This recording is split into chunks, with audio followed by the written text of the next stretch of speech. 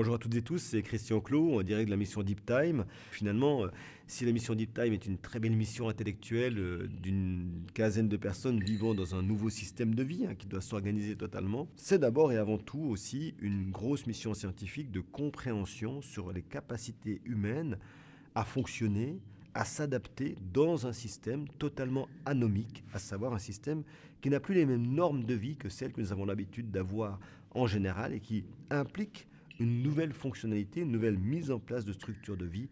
C'est ce qu'on est en train de vivre dans la mission Deep Time. Alors chaque jour, chaque équipier et chaque équipier remplit un certain nombre de tâches, de questionnaires pour comprendre son évolution. Il y a quelques notions très claires qu'on va dire objectives. Par exemple, nous avons des gélules que nous avalons qui donnent la température centrale. Nous prenons des mesures biologiques de type cortisol, mélatonine. Nous faisons régulièrement des comparatifs sur l'évolution des poids, des masses corporelles, des températures. Bref, nous sommes dans une forme de paramétrage biologique de chaque individu dans la grotte, et puis un paramétrage également cognitif, sensoriel, avec des questionnaires, avec des tests et des protocoles sur ordinateur, des ordinateurs que nous avons travaillés pour qu'ils ne puissent pas donner l'heure aux équipières, aux équipiers, mais qu'ils puissent quand même faire le travail pour lequel ils sont là, à savoir permettre de passer un certain nombre de protocoles, de tests, qui ne sont pas forcément tous les jours, mais où chaque équipier passe tous les 3-4 cycles pour certains, 8-9 cycles pour d'autres, les plus complexes.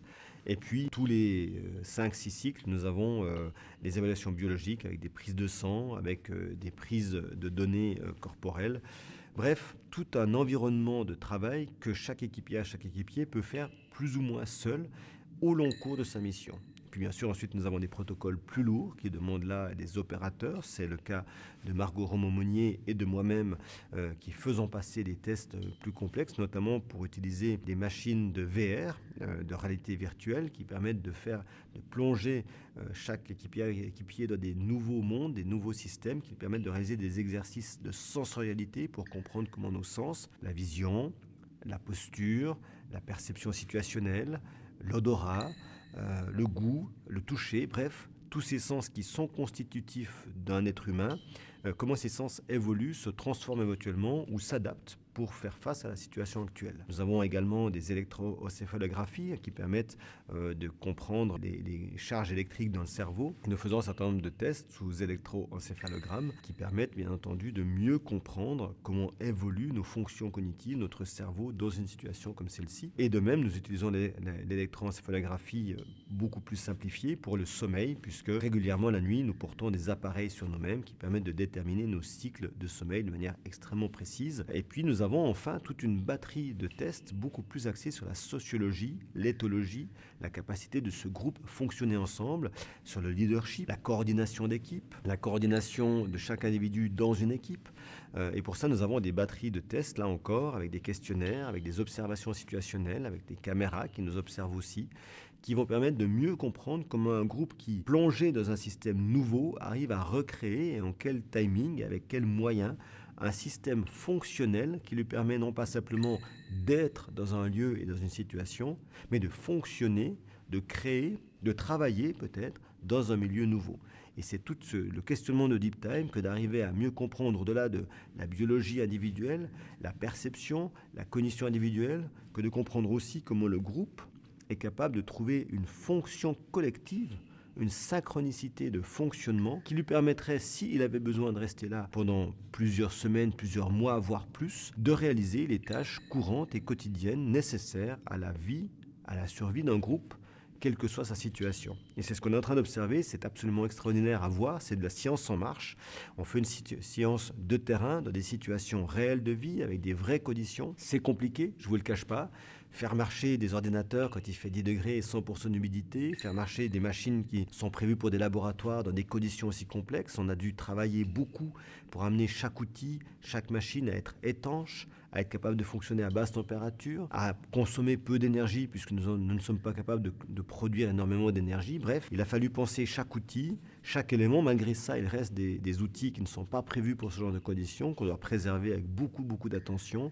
C'est un travail du quotidien que de préserver nos outils de recherche, que de mener ces études scientifiques, mais c'est à ce prix qu'on arrivera à mieux comprendre ce pourquoi nous sommes ici, comment un groupe humain peut vivre sans aucune information temporelle, comment un groupe humain peut reproduire une capacité de vie dans des conditions totalement nouvelles de vie, à savoir une grotte où il fait 10 degrés, 100% d'humidité, la nuit, la difficulté de ce que ça représente qu'un milieu qui est complexe dans son fonctionnement. Bref, nous sommes en train d'observer ça en direct.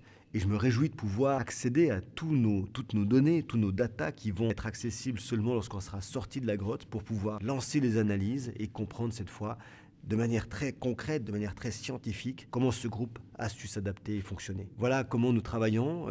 Nous avons plein de sciences annexes, plus axées sur le milieu. Nous mesurons évidemment la température et l'hygrométrie du milieu. Nous mesurons sa forme et les sensations qu'il apporte. Pour ça, nous essayons de comprendre la sensorialité émotionnelle que peut apporter un milieu comme une grotte de Lombrive, qui est à la fois extraordinairement belle, avec des couleurs, avec des formes, mais aussi très impactante dans le fait que nous ne sommes pas en dehors et que nous n'avons pas accès au soleil, à la surface. Bref, toutes ces notions-là, nous les paramétrons également, puisque c'est bel et bien des humains dans une écologie de vie qui sont intéressants à observer, et pas seulement des humains pour eux-mêmes, puisque nous sommes forcément très impactés par le milieu dans lequel nous vivons. Voilà pour ces quelques mots sur les études scientifiques, sur la manière de mener ces travaux.